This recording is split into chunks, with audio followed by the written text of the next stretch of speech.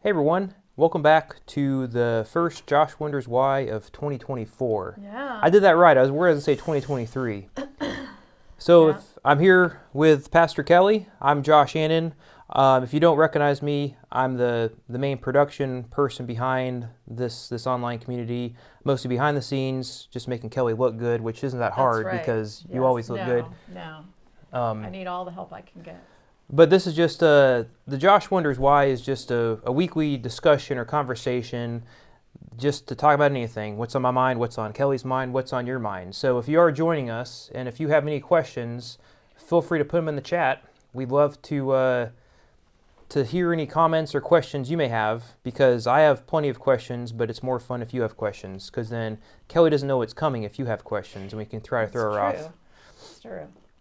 So tonight we'll be discussing, I guess since it's a new year, I'm wondering why we're doing this online community, what we're hoping to do in 2024 with this online community, and I guess maybe if you are joining us live, what you would hope to see or from this online community that we could do as we go into this new year. I think that's really important because we want to know what people need Yeah, and what people would like in a community like this. We don't want to just throw stuff at them. We want your input. So, what is it that would be helpful for you this year through an online community like this? yeah. We'll get to that to a minute, but before we get there, I wanted to open up with just some random questions, mostly around New Year's, I guess. They're not random. So, do you have any traditions for celebrating New Year's Eve or New Year's Day that you do with your family, have done in the past with your family, Um, or anything? Sadly, no. Okay, We do nothing. I mean, I suppose when the kids were younger, maybe we stayed up till okay. midnight and then immediately went to bed. I don't know. I'm That's not really a night person, so um, I don't do anything. okay. And I work today, so Well, that's you typically work on New Year's I Day. can't even take New Year's Day off. We do stay up till midnight, and it's a challenge for my wife because I think around 9:30 she starts to yawn. 10 o'clock Hmm. she says it's time for bed. But Hmm. then for New Me Year's Eve too. it's like, oh, there's 2 hours left. So then we make it. But the kids enjoy it. We went over to a friend's house last night, had some fun there, Oh, that's and good. yeah, the kids lasted longer than I expected them to. They lasted longer than the parents. And this is Thomas's birthday, It right? is, yes. So, So my middle child, who's my son Thomas, he is actually born on January 1st. So a new tradition since he's been born is at midnight we'll give him a present to open to celebrate his birthday, that's and we fun. celebrate most of the stuff today. But yeah, do you typically do any New Year's resolutions, or have you in the past, or do you try to do a Um, New Year's resolution each year? I have done New Year's resolutions in the past, and then I stopped because I just felt like I was setting myself up for failure. Yeah, Um, but what I do, and sometimes this is just a seasonal thing, not just the first of the year, is just kind of take stock and do like a life reset. And yeah, especially this time of year when Thanksgiving, Christmas, just there's a lot of sugar yeah. involved, That's which I am very much attached to sugar, and also getting out of your routine and everything. So the time between Christmas and New Year's, I try to take some time to just look back at the last year mhm. and look forward. What might I like to focus on in the coming year, and reset my kind of schedule rhythm of life. Okay. How about you? I don't typically do it. I have in the past, but again, well, I'll try it and then a weekend I'll break it, right? But Hmm. I think this year, I was thinking about it more, I really want to try to seriously get back into reading books. I sort of don't read Yeah. as much, and I'm more on my Uh-huh. phone and reading stuff on my phone, but I really I want to try know. to read more. So that's what I'm Yeah. trying to do. Yeah, that's one of my things too. One of my goals. I guess I don't set resolutions, but maybe I set some A goal, goals, yeah, yeah, and then I also figure out how am I going to reach that goal, rather than just you know, I'm going to eat healthy this year. You know, how am I going to do that? And what are baby steps I can take? Yeah. Because I tend to just, it's all or nothing, you know, and that doesn't work. So I've learned that. Well, I can't remember where I read it somewhere, but I've heard study shows that if you do something, if you do something at least for 21 times, 21 days, it becomes a habit, right? That's what I've heard. If you can't get to 21, then it's not going to stick that Yeah. much. So I guess I could read 21 books and I'll be back in the habit of reading books, right? Or 21 days of reading. Maybe that's more. 21 maybe days that's more, of reading. Yeah. Then you're in the habit of reading every day. Yeah, I posted, I guess I posted on my Facebook page a thing from Nadia Bolz-Weber about New Year's resolutions and about Oh, how okay. maybe we just need to go easy on ourselves Yeah. and not put all that expectation on ourselves. I thought it was a good read. Do not disappoint yourself. I found some stats or a stat that said they estimate that 45% of Americans do make resolutions, but only 8% are successful in keeping them. Which I found that seems about right, because I don't know anybody that's actually kept a resolution. But that, Unless it was easy. I mean, I could make a Yeah. resolution, you know, to eat more candy, and I could probably keep that one, but that's funny. So what I wanted to do then is switch and talk about this online community that we're doing. So we started off, we launched this online community right in the Advent season of Christmas and used that as a jumping off point to sort of, and that's a happy time of year anyway, so it's an easy time to launch. But now that we're over Christmas is behind us, and we got 2024 setting in, and the reality of people having to go back to work, and you know, Christmas is now 53 days away from us now or something. But that sounds like a math question. yeah, that's I'm right. not doing Can't do that. math. So maybe I wanted to start from why are we doing this online community, and what's the reasoning behind that? I was hoping you could help maybe explain some of that. Well,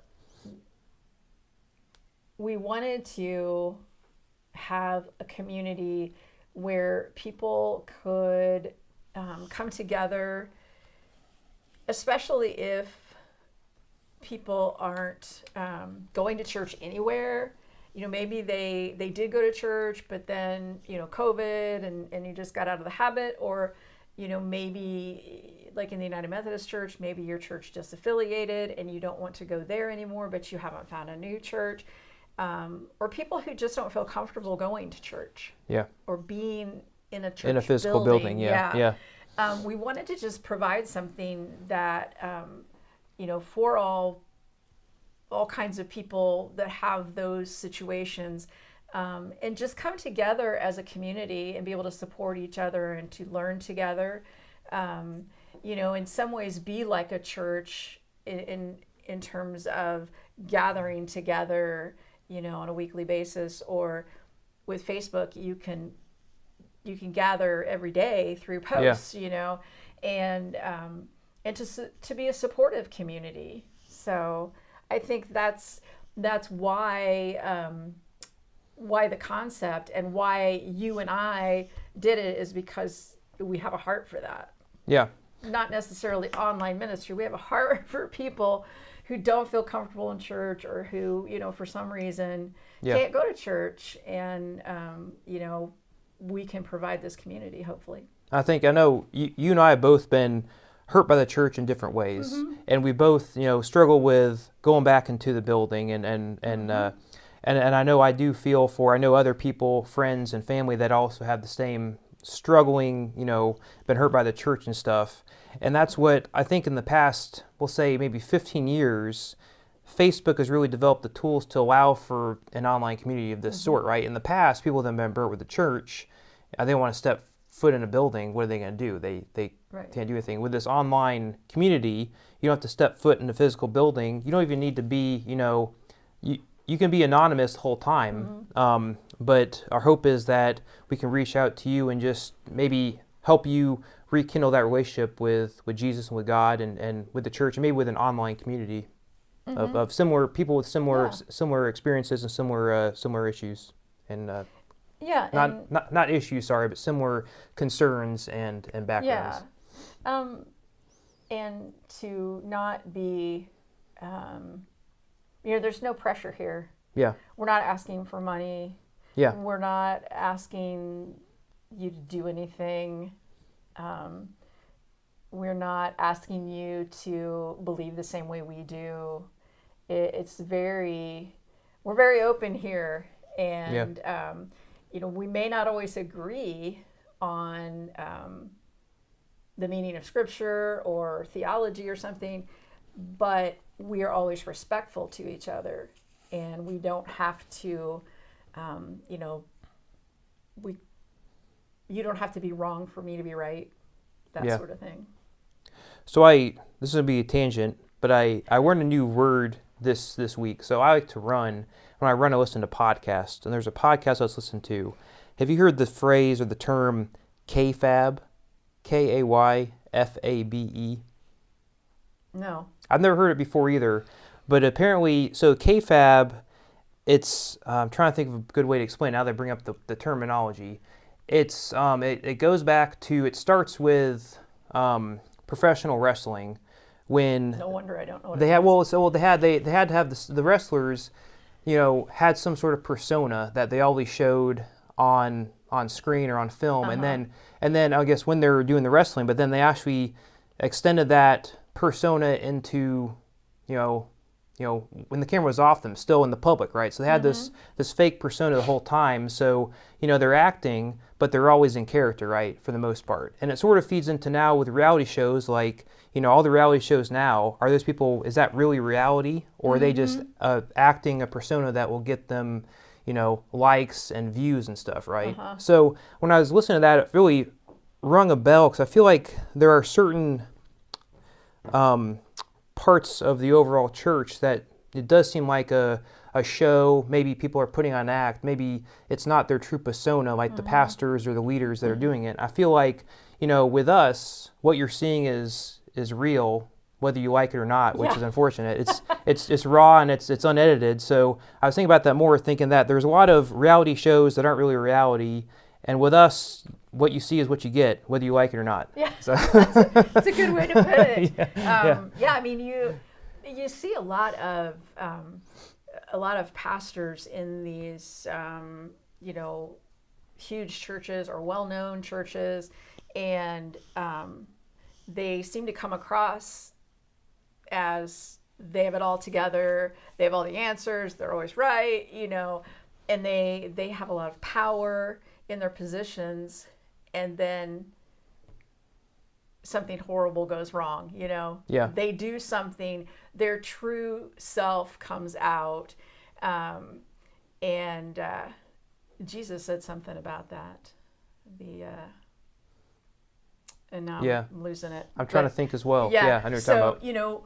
What's in your heart will eventually come out of your mouth. You can hide it for a while, but eventually your heart, will reveal itself in what you say and do. And what you see is what you get. We don't claim to be important or know everything we're all learning together. Yeah. That's what makes it fun. If there's anything you want to learn or anything you want to see us do in the online community, let us know. We'll see what we can do to add that. So that gives a little background of why we're doing this. Looking forward into this year. So like I said, we jumped off right at the Advent season with this online community. We did, the live stream. We started with the Josh Wonders Why on Mondays, which we'll continue to do, and then we have your Digging Deep on Thursdays. Which is sort of like an online worship experience in a way, right? Where you give a message, we have a song by Greg Deason, and then you pray at the end. So it's sort of like a worship experience, but in online. Yeah. And you're welcome to join and comment as much as you want. And I always like to challenge you that if you have any questions or any topics, just bring them up in the comment section, and you could see how much you could derail Kelly and sometimes keep the conversation going. Yeah. Sometimes that happens. So looking at this year, what we're hoping to do as well, because I realize that, so what we're trying to do is reach out to people that have access to Facebook or an online, can access something online. And the Facebook group does have the online tools that we need to do this sort of stuff, right? But what we like to do is, I realize that not everybody's on Facebook, so what we're going to try to do starting in February is we'll also be streaming this Monday, Josh Wonders Why, and the Thursdays, Digging Deep. We'll stream those through YouTube as well. So we'll have a YouTube channel set up that people can also watch, and they can comment if they want. It won't be an online community like the Facebook group is, but they can still watch those live streams, and we can reach them that way. So yeah, people who aren't on Facebook. Yeah. Because I realize there are people who aren't on Facebook. Yeah. And then we're also toying with putting these 2 weekly discussions on Spotify as a podcast for other people, that if they just want to listen to it, if they don't want to see our faces, which I won't blame you, but if you want to listen to stuff, we'll have a Spotify channel hopefully in February as well. Then you can listen to us while you run. There you go. I can listen to it twice in a week. There you go. So looking forward to that in 2024, and we'll continue to do this. And then again, like we said at the beginning, if there's anything else you would like to see, if you'd like to be more involved, if you'd like to lead a discussion, let us know. You can private message myself or Kelly. Yeah. And if you do like what you're seeing and you feel like other people that you know could benefit from this, I encourage you to share these videos as well. It's a public group. You can share them. Anybody can see them.